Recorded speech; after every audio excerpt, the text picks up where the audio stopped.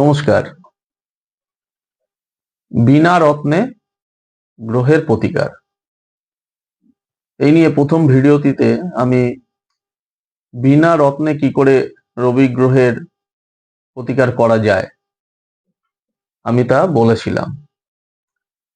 রত্ন মূল্যবান, তাই সকলের পক্ষে রত্ন কেনা সহজ নয়, বা রত্ন ছাড়াও আমাদের যে ধরনের প্রতিকারগুলো রয়েছে সব প্রতিকারগুলো আমাদের কিন্তু সবসময় করে ওঠা সম্ভব হয় না। এবং আরেকটি বড় বিষয়, সেটি হলো আপনি আপনার রাশিচক্রে কোন গ্রহের প্রতিকার করা উচিত, কোন গ্রহের প্রতিকার করা উচিত না, আপনার রাশিচক্র সাপেক্ষে কোন গ্রহ আপনার শুভ, কোন গ্রহ অশুভ, এটি বোঝাও কিন্তু দুষ্কর। এবং অনেক সময় দেখা যায় যে বিভিন্নভাবে আমরা বিভিন্ন মানুষের কাছে বিভিন্ন ধরনের প্রতিকারের উপায় বুঝতে চাই বা জানতে চাই। এবার অনেক সময় কি হয়, বিভিন্নভাবে বিভিন্ন ধরনের প্রতিকারের কথা উঠে আসে, ফলে আমরাও কিছুটা কনফিউজ হয়ে যাই কোন প্রতিকারটি করা উচিত, কোন প্রতিকারটি করা উচিত না।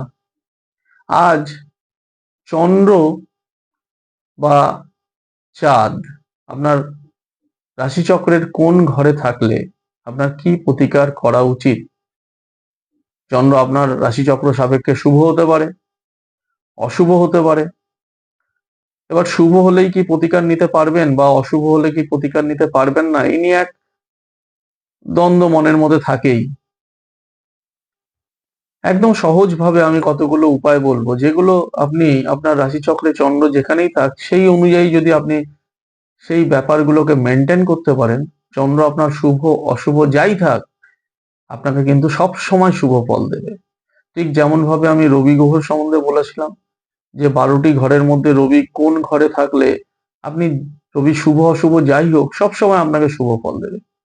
তাহলে এর থেকে সহজ আর ভালো জিনিস কিছু হয় না, যে শুধুমাত্র কতগুলো নিয়ম পালন করলেই অশুভ গ্রহও কিন্তু আপনার শুভ ফল দিতে পারে।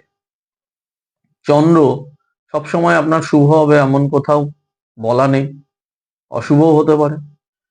কি করলে চন্দ্র আপনাকে সবসময় ভালো ফল দেবে, চলুন দেখে নেব। চন্দ্র কোন ঘরে থাকলে আপনাকে সবসময় ভালো ফল দেবে। প্রথম হচ্ছে, আমরা জানি চন্দ্র মনের কারক, চন্দ্র আমাদের সংবেদনশীলতা, ফিলিংস, পুষ্টি। চন্দ্র মায়ের সাইডটাকেও অনেকটা দেখে, বিদ্যা বুদ্ধি ব্যবহার আচার, এই সমস্ত কিছুর কারক কিন্তু চন্দ্র।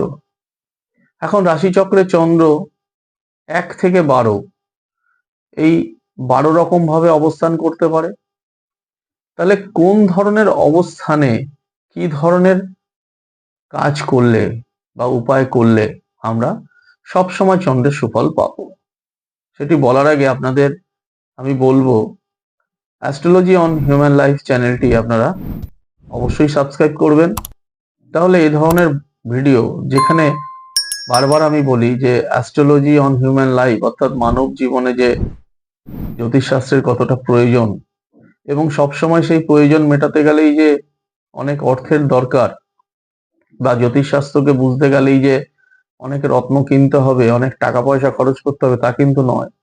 অনেক কিছু নিয়ম আছে, অনেক কিছু উপায় আছে, এবং কর্ম দ্বারাই আপনি আপনার ভাগ্যকে অনেকটাই পরিবর্তন করতে পারেন, ভালোর দিকে নিয়ে যেতে পারেন। তো চলুন দেখে নেব যে কি ধরনের কাজ করতে হবে চন্দ্র কোন ঘরে থাকলে। যদি ফার্স্ট হাউসে থাকে, অর্থাৎ যদি চন্দ্র আপনার লগ্নেই অবস্থান করে, অর্থাৎ লগ্ন চাঁদা হন, যদি কারো চন্দ্র লগ্নে থাকে, ফার্স্ট হাউসে থাকে, সেই ব্যক্তির কখনো দুধের ব্যবসা করা উচিত না। এমনকি যিনি গোয়ালা তাকেও বলবো, যদি আপনার চন্দ্র ফার্স্ট হাউসে থাকে আপনি অন্য ব্যবসা করুন, কিন্তু দুধের ব্যবসা না করাই আপনার পক্ষে ভালো।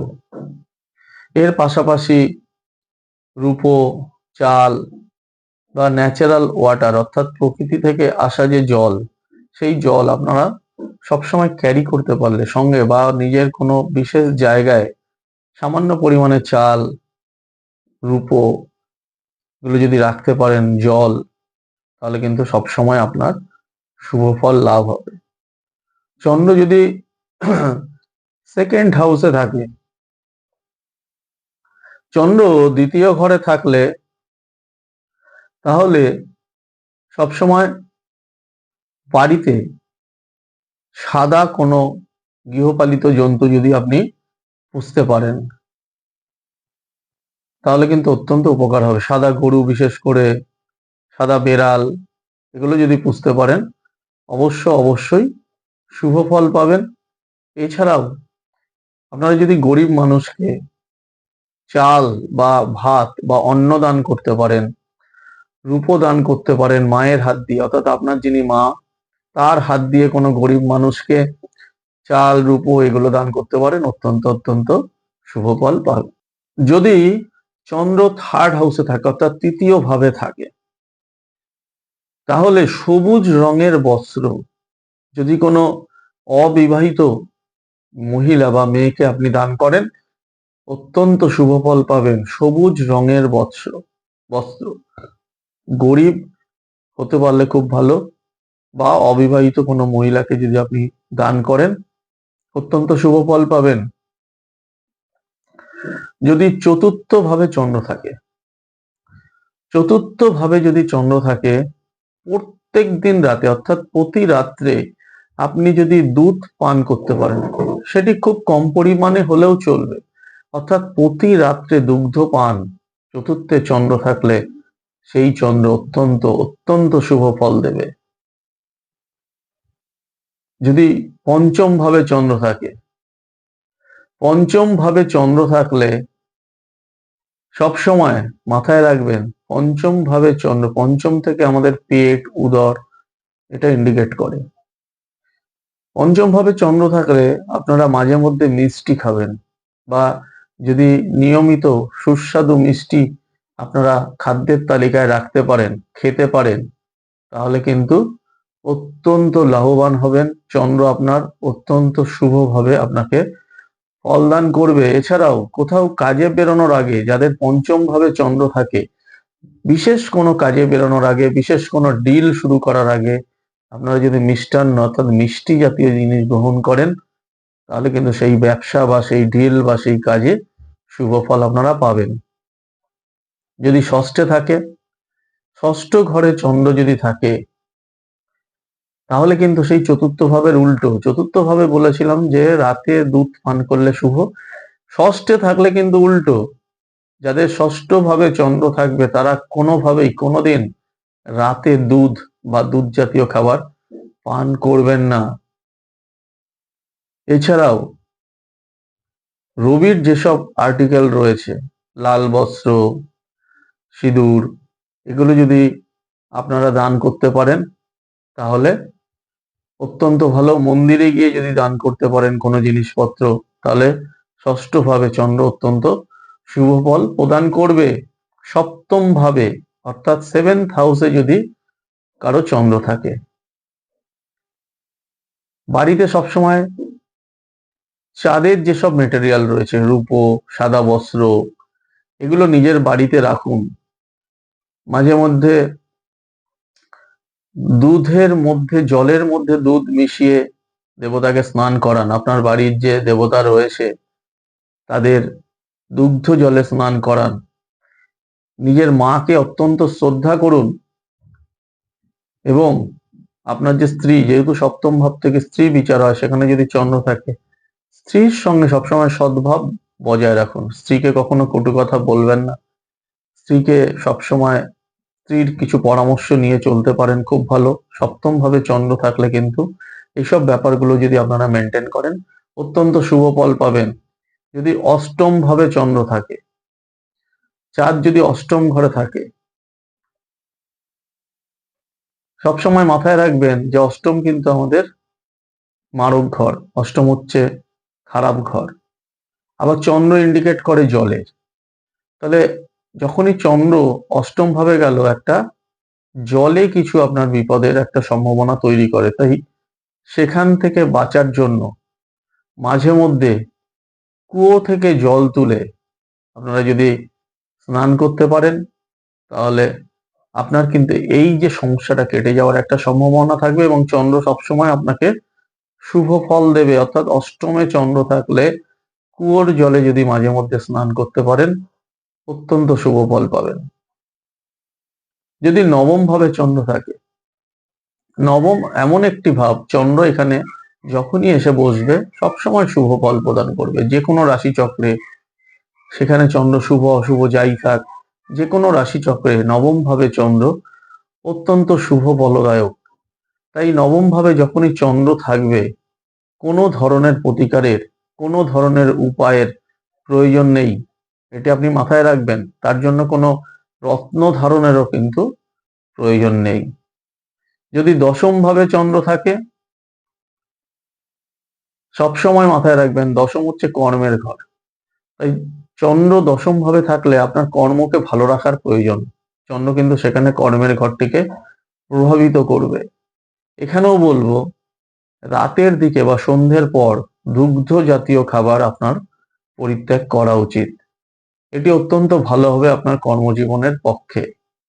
এছাড়াও আপনার ব্যবসা বা কর্ম থেকে যে লাভ আপনি পাবেন, তার কিছু অংশ আপনি চ্যারিটি করুন, অর্থাৎ দান ধ্যান করুন। তাহলে আপনার কর্মস্থান, যত আপনি দান ধ্যান করবেন একটা পার্সেন্টেজ, তত আপনার কর্মক্ষেত্রটি অনেকটাই অনেকটাই উজ্জ্বল হতে থাকবে। তবে হ্যাঁ, সবসময় মাথায় রাখবেন, যেখানে প্রয়োজন সেখানেই চ্যারিটি করবেন। শুধুমাত্র চ্যারিটি করতে হবে বলে যেখানে খুশি গিয়ে দান করলেন, অপাত্রে দান করলেন, তাহলে কিন্তু ফল হিতে বিপরীত হবে। সবসময় মাথায় রাখবেন, এমন একটি জায়গায় আপনি চ্যারিটি করবেন যেখানে চ্যারিটির প্রয়োজন আছে। যদি একাদশ ভাবে চন্দ্র থাকে, একাদশ ভাবে যাদের চন্দ্র থাকে, মন্দিরে দুগ্ধদান, অর্থাৎ যে কোনো পূজার মন্দিরে যেখানে কোনো দেবতা রয়েছে, সেসব জায়গায় যদি, বিশেষ করে শিব মন্দির হলে খুব ভালো, যদি আপনারা দুধ দান করতে পারেন, সেখানে সেই দুধ সেখানকার বিভিন্ন প্রসাদ সামগ্রীতে যদি ব্যবহার হয় খুব ভালো। তাহলে কিন্তু আপনার পক্ষে অত্যন্ত শুভ ফল লাভ হবে। দ্বাদশে যদি চন্দ্র থাকে, দ্বাদশে চন্দ্র অনেক ধরনের ফল আমাদের দেয়। তাই দ্বাদশে চন্দ্রকে খুব বেশি রেমেডি দেওয়ার প্রয়োজন নেই, কারণ দ্বাদশে চন্দ্রকে রেমেডি দিতে গেলে অনেক কিছু আপনাকে করতে হবে। যখনই দ্বাদশে চন্দ্র আসবে, তখন চন্দ্রকে নিয়ে বেশি কিছু ভাবার প্রয়োজন নেই। না আপনার চন্দ্রকে রেমেডি দেওয়ার প্রয়োজন আছে, বা চন্দ্র থেকে কোনো নেগেটিভ কিছু চিন্তা করার আছে। তবে চন্দ্র যাদের দ্বাদশ ঘরে থাকে, সব সময়, যে কোনো সময়, সবসময় মাথায় রাখবেন যে টাকা পয়সা সবসময় একটু হিসেব করে রাখা। অনেকে দেখবেন পকেটে ক টাকা রয়েছে আইডিয়া করতে পারে না। যাদের দ্বাদশে চন্দ্র থাকে, ধনের ব্যাপারগুলো হয়। তাই দ্বাদশে চন্দ্র থাকে সবসময় নিজের আয়ত্তের মধ্যে যে টাকা পয়সা বা আপনার যে ধন দৌলত গুলো রয়েছে, সেগুলোকে সবসময় একটা হিসাবের মধ্যে রাখার চেষ্টা করবেন। দ্বাদশে চন্দ্র আপনাকে ব্যয়ের হাত থেকে কিন্তু রক্ষা করবে এবং শুভ ফল প্রদান করবে। আগামী ভিডিওতে মঙ্গল বিভিন্ন ঘরে থাকলে কি ধরনের ফল পাবেন তা নিয়ে বিস্তারিত আলোচনা করব, এবং সেক্ষেত্রে কি ধরনের প্রতিকার পাওয়া যায় রত্ন ছাড়া, তা নিয়েও আপনাদের জানাবো। আজকের মতো এখানেই শেষ করলাম। নমস্কার।